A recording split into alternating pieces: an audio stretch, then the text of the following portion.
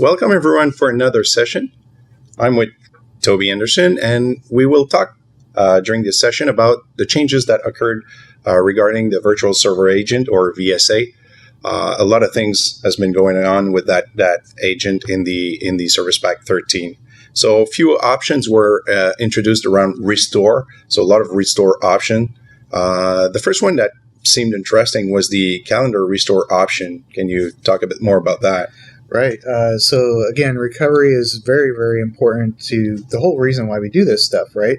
So we want to make it simpler and easier to do recoveries. And this is specifically in the admin console here is a calendar-based recovery option. So what this means is when you're looking at a virtual machine or a file system agent, what we can do is simply look at the calendar, pick a date, pick a time, and do your restore. So it's right there on that page of the virtual machine or the server that you're looking at in terms of backup history. It's right there on that page.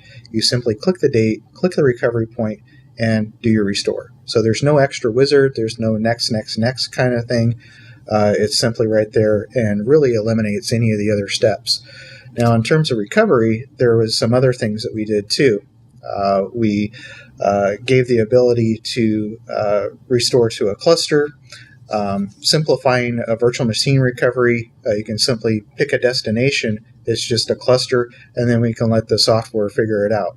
So in larger environment where resource are pooled into clusters instead of just having one host, one data store, I guess this makes easier for those kind of environments for the administrator of such environments. Right.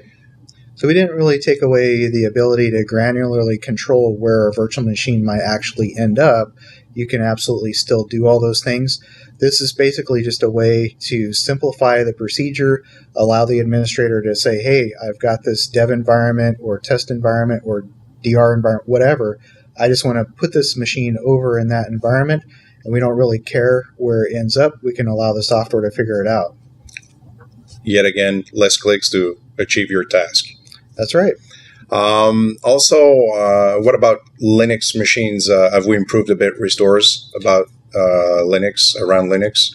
There was a slight change in Service Pack 13. This is something that kind of existed already for the Windows machines, where during the recovery, whatever recovery type it is, you could actually inject a new IP address for that virtual machine. That's now been enabled for Linux virtual machines, and the way it works is we're going to use our helper VM, or the file recovery enabler. That's a component that's part of our proxy agent now. Also known as FRAIL? That's the acronym for it. But basically what it allows us to do is mount the Linux-based file system, and in this case, the config file that contains the network information. So when we're doing the restore, we're going to mount up the virtual machine, inject the changes in terms of the network into that configuration file, and then it can be allowed to proceed with the recovery process. Interesting.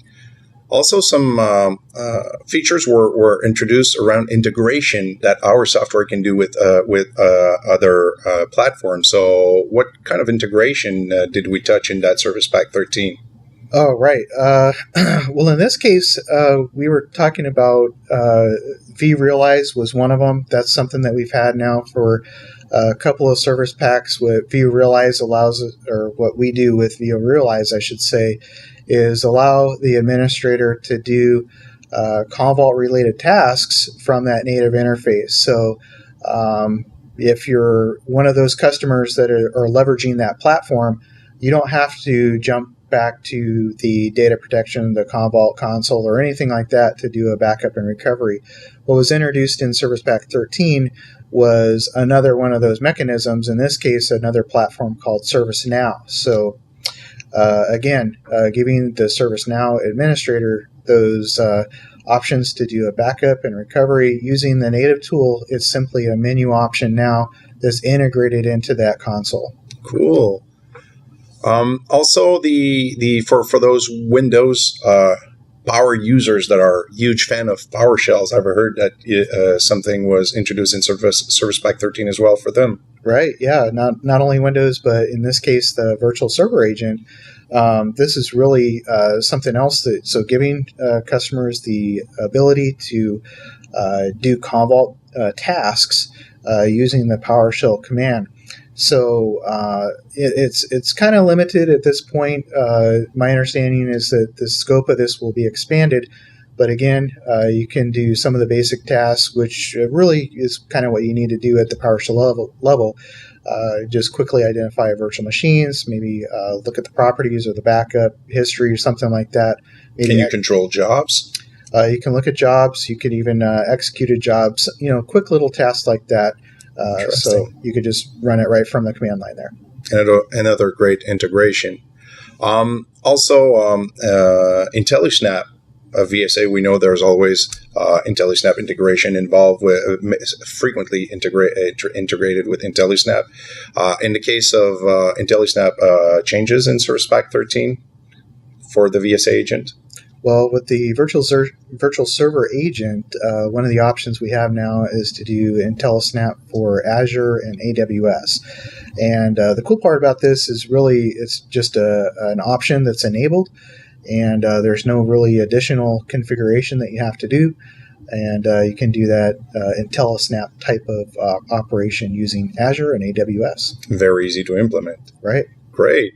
And finally, one more option that was introduced that we saw during the Service Pack training was the ability to download files from guest virtual machines.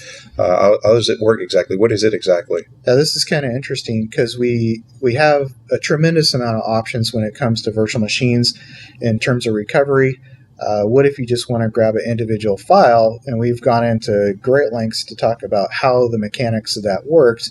But typically when we're doing a recovery, that usually means that we're going to not really download the file, but recover the file into some other location that has either a Commvault agent or some sort of helper in place to receive that information and provide that communication channel. Mm-hmm. In this case, in Service Pack 13, that's no longer necessary, in which case we offer the ability to look at your files that you can recover and simply download it to the machine that you're on. Oh, cool. Using probably the download mechanism of your web browser, I guess. That's it. As easy as that. Yep. Well, thank you, Toby. Thanks again, everyone. See you in the next session.